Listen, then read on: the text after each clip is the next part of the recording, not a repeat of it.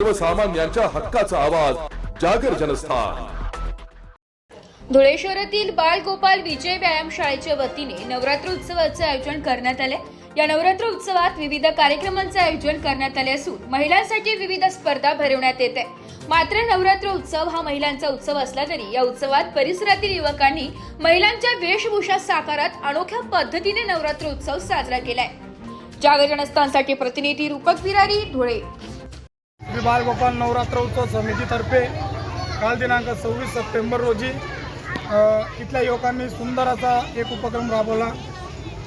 Fancy ड्रेसचा आमचा एक उपक्रम होता, कार्यक्रम आम्ही आयोजित केला होता। त्यानिमित्ताने नवरात्र हा सण जरी महिलांचा असला तरी इथल्या युवकांनी इथे भाग घेऊन सुंदर असा महिलांचा पोशाख परिधान करून स्वतःला सादर केले।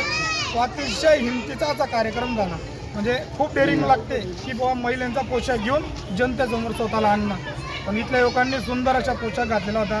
त्यात पुष्पा नवीन पिक्चर आला, त्याच्यातलं एक सुंदर थीम एका व्यक्तीने सादर केली। त्यानंतर डॉक्टर, त्यानंतर जेठालालमधली जी दया आहे, दयाचा सुद्धा असा एक सुंदर असा पोशाख घालून एक युवकाने स्वतःला सादर केलं। असंख्य असे 8 ते 9 युवकांनी एकत्र येऊन अशी एक सुंदरशी थीम जनतेसमोर ठेवली।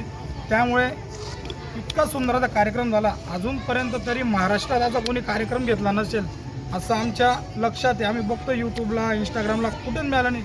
आमचा जो काल व्हिडिओ सोशल मीडियाला लाखो असे त्याला लाईक्स आले, लाखो शेअर्स आले। सुंदर असा कार्यक्रम झाला, त्याबद्दल सर्वांचे मनपूर्वक धन्यवाद।